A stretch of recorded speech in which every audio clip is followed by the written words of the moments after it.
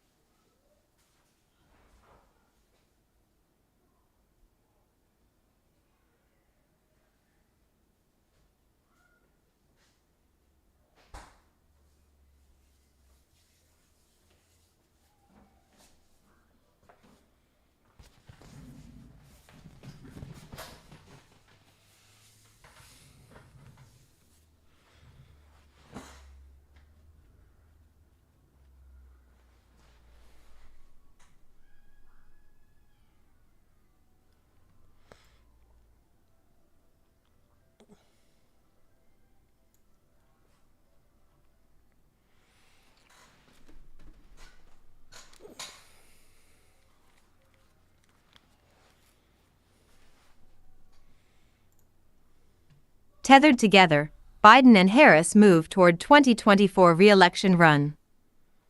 By Jeff Mason and Nandi. People close to them say Biden and Harris like each other and get along well.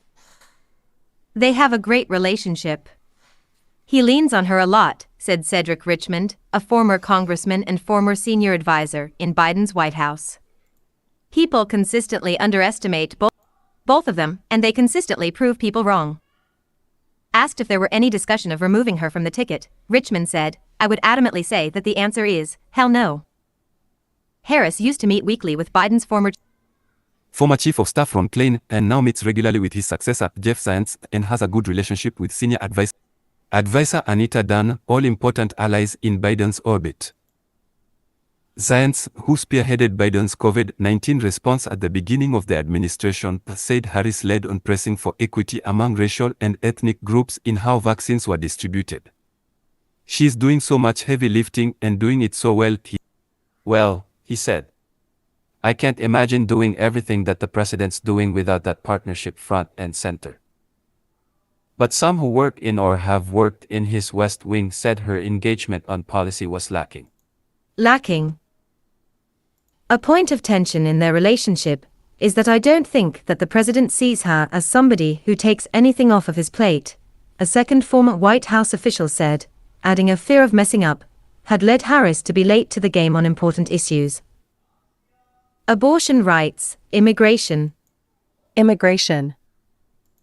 Harris's allies refute that characterization and point to her advocacy against abortion restrictions as an issue that Harris has taken off the Catholic president's shoulders. Joe Biden is clear where he stands on the issue. "I think it's also been a difficult issue for him to be, talking about it in the way that the vice president could," that former White House official said. Biden lauded Harris's work on the issue after Democrats performed better than expected in last year's midterm elections. "She knew from the beginning this was an issue that mattered to people," one aide said. "The November election proved she was right. The results from ballot measures and competitive races showed that voters of all political stripes were eager to protect abortion access at the state level, something that overwhelmingly helped Democrats." Biden reiterated his praise at an event on Thursday that celebrated the anniversary of the Affordable Care Act. "Kamala, I want to thank you for everything you've done to defend this law," he said in the White House East Room after this story was first published.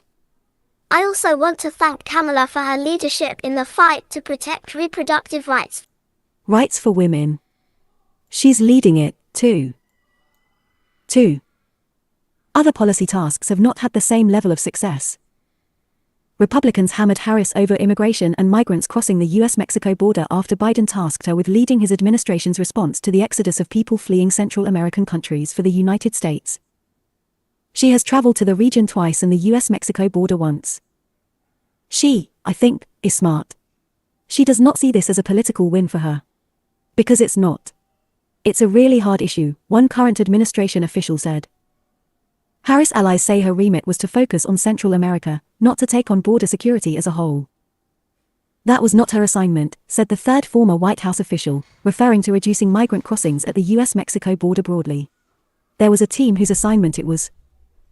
Register for free to Reuters and know the full story. Register now. Reporting by Jeff Mason and Nandi Torbos, additional reporting by Ted Hesson, editing by Heather Timmons and Alistair Bell. Our standards, the Thomson Reuters Trust Principles. Read next. United States. Trump hit with criminal charges in New York, a first for a U.S. ex-president. United States. Factbox, who is Stormy Daniels and what did she say happened with Trump? Business. U.S. judge blocks Obamacare coverage mandate for some.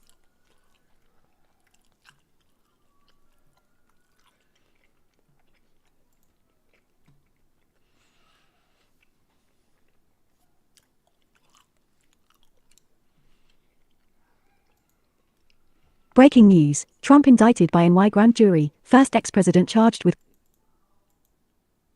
She is allergic to making short, declarative sentences that are easily understood. Instead, Harris can go down dark alleys with confusing and repetitive words that make no sense. She starts talking in a circle and cannot escape. Harris detractors call these word salads, and there are too many examples of these to share adequately without unlimited space. Even the mainstream media that tries to be friendly to Harris has taken note of her struggles. Recently left-leaning Reuters noted her poor approval numbers and difficulty on the stump.